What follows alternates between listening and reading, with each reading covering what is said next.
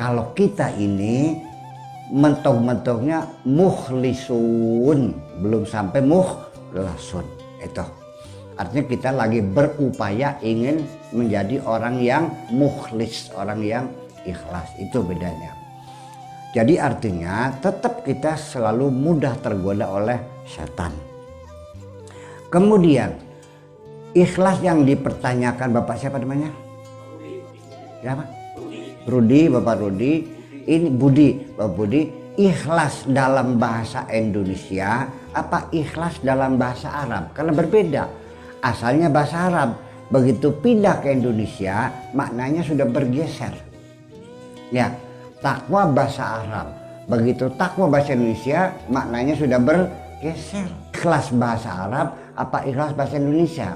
Kalau ikhlas bahasa Indonesia maknanya purpuran baik. Sampean ngutangin yang uang, bayar kapan? Sameng kelek. Sajengkelek. Tagi maning engko sukiki. Iya, tekamane kan sukiki. Iya, sukiki. Ya kan sukiki. Saya akhirnya saking mengkelek, wetan seki. Oke, wis ikhlas bae wis pur wis nya wis ikhlasaken. Artinya wis aja bayar maning. Saya kira seperti itu. Maka seringkali pemahaman ikhlas dalam bahasa Indonesia berpengertian bahwa orang beribadah kalau ikhlas itu tidak minta upah.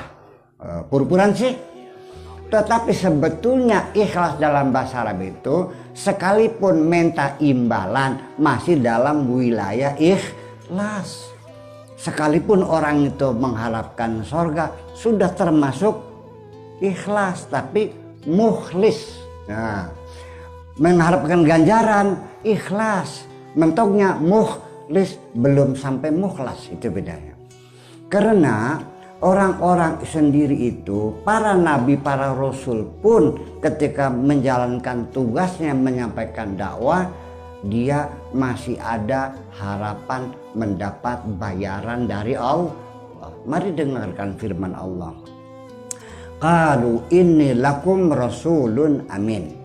Fattaqullaha wa ati'un wa ma as'alukum alaihi min ajrin in ajriya illa ala rabbil alamin.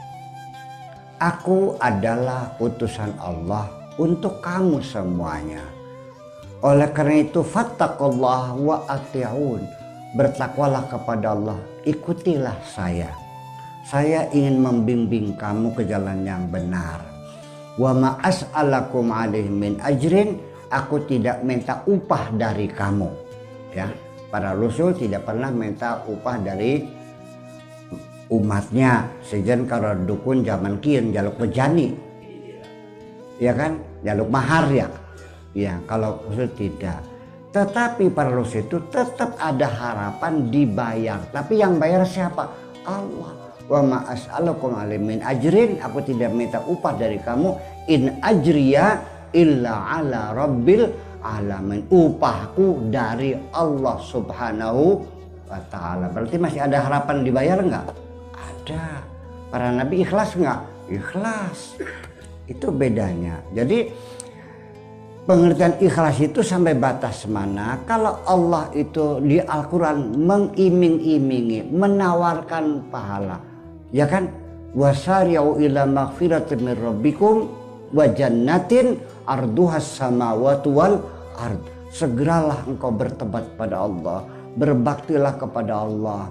Allah menjanjikan, ya, lahum jannatun tajri min tahtihal anhar. Allah sendiri yang mengiming-iming, yang menawarkan surga. Maka kita sah saja kalau kita mengharapkan surga. Kalau orang itu beribadah mengharapkan surga, ya ujung-ujungnya dia minal mukhlisin. Oke? Nah, kalau untuk tidak lagi berharap apapun, nanti penghujungnya Pak Rudi ini tergolong minal mukhlasin. Yaitu sudah tidak minta pahala, tidak minta surga, tidak minta sehat, tidak minta rizki. Semua apapun yang kulakukan just because I love you. aku hanya cinta kepadamu. Paham? Pengen gitu tingkatnya. Yuk kita bangun rasa cinta kita kepada Allah. Sehingga perempuan pun pasti akan menolak kalau aku bilang aku cinta kepadamu karena aku mengharapkan hartanya. Gombal loh. Betul nggak? Perempuan juga akan menolak cinta kita kalau mengatakan aku cinta kepadamu karena bapaknya jadi menteri, barangkali saja diangkat jadi pegawai negeri. Gombal kamu nih semuanya. Betul nggak? Makanya kalau cinta perempuan, katakan, Neng, aku mencintaimu. Aku menerima segalamu dengan kebaikanmu, dengan burukmu. Aku mencintaimu lahir dan batin. Siap? Itu pada perempuan. Kepada Allah juga sama. Cuma nanti yang jadi masalah ini bagaimana caranya membangun cinta kepada Allah. Itu yang menjadi sulit. Betul nggak? Betul nggak? Iya. Dibalik lagi pertanyaan, kenapa bapak-bapak, ibu-ibu sampai sekarang kok belum bisa mencintai Allah? Apa sebabnya? Semua apa saja yang kita lakukan ujung-ujungnya untuk kepentingan diri sendiri. Kapan kita berbuat untuk Allah? Nah, itu pertanyaan besar. Nah, sehingga untuk menjawab kenapa kita tidak pernah cinta kepada Allah, sebabnya adalah karena kita tidak pernah merasakan kebaikan-kebaikan Allah. Kita tidak pernah merasa diberi oleh Allah. Itu saja. Hai perempuan, sekalipun engkau menolak ketika kulamar, oke. Jadi mau nggak? Nggak mau. Oke, sudah baiklah. Tapi setiap hari saya kirimin uang 10 juta. Mobil saya kasih. Rumah saya kasih. Kang, pengen nantur ketan, pirang hektar nok? 10 hektarnya cek sawah 10 hektar.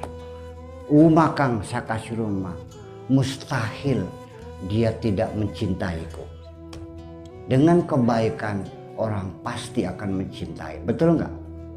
Nah, sebabnya kita tidak pernah mencintai Allah karena kita tidak pernah merasakan kebaikan Allah. Selama ini rizki yang kita dapatkan prangsane oli pegel dewek sirang prangsane. Wes paham? Paham? Yuk mulai sekarang kita sadari bahwa apapun yang kita dapatkan, sekalipun secara syariatnya kita menanam ketan, sekalipun secara syariatnya kita berangkat ke Taiwan kerja jadi TKW, sekalipun syariatnya kita menjadi apa saja, begitu kita menerima rezeki, katakanlah hadza min fadli rabbi, ini anugerah Tuhanku. Ya Allah, terima kasih aku dikasih rezeki. Begitu setiap kita menerima rezeki, sanjunglah Allah dan terima kasih kepada Allah. Di situ akan tumbuh rasa cinta kita kepada Allah Subhanahu wa Ta'ala. Tetapi Allah juga tidak selalu mengabulkan doamu. Ya kan? Fa inna ma'al usri yusra. Ada sulit, ada mudah. Tidak ada hidup yang lancar, Bu. Rezeki kadang-kadang banyak, kadang-kadang sedikit. Betul nggak? Kadang-kadang kita sakit, kadang-kadang kita sembuh. Tetapi bersyukur kepada Allah jangan hanya ketika mendapatkan uang saja. Jangan ketika mendapatkan rezeki saja. Kita bersyukur, kita memuji Allah dalam kondisi apapun. Selalu mengatakan alhamdulillah. Bisa manen, beli payu-payu laki, ketemu karo demenan, ngejak kawin, dua laki ini demenan maning, oleh duit akeh, oleh setitik, oleh duitnya hilang, alhamdulillah.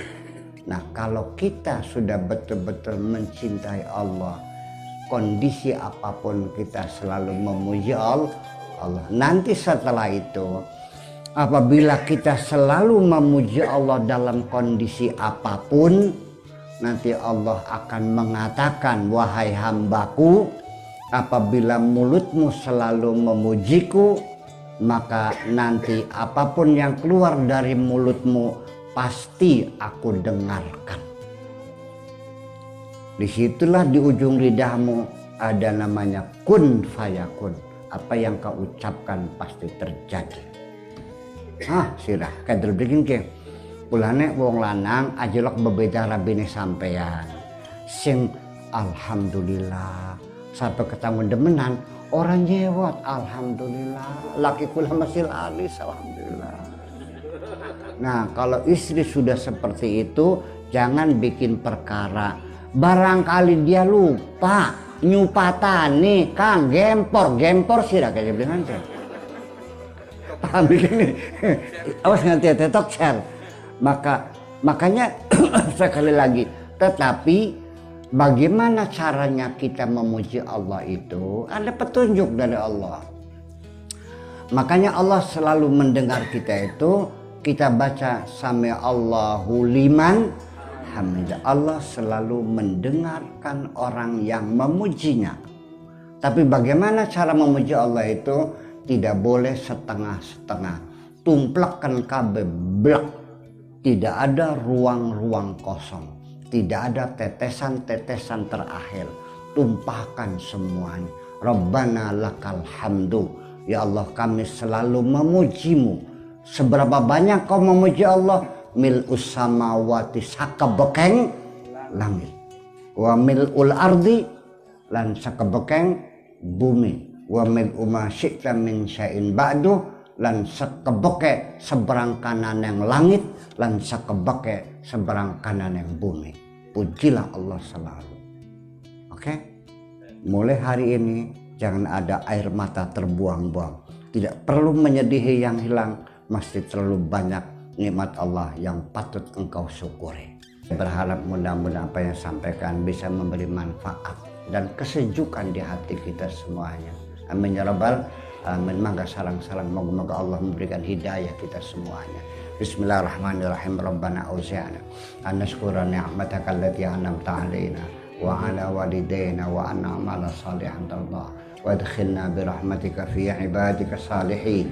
Rabbana atina fid dunya hasanah wa fil akhirati hasanah wa qina adzabannar.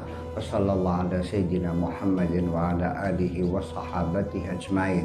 Subhana rabbika rabbil izzati amma yasifun wa salamun alal mursalin walhamdulillahi rabbil alamin. Assalamualaikum.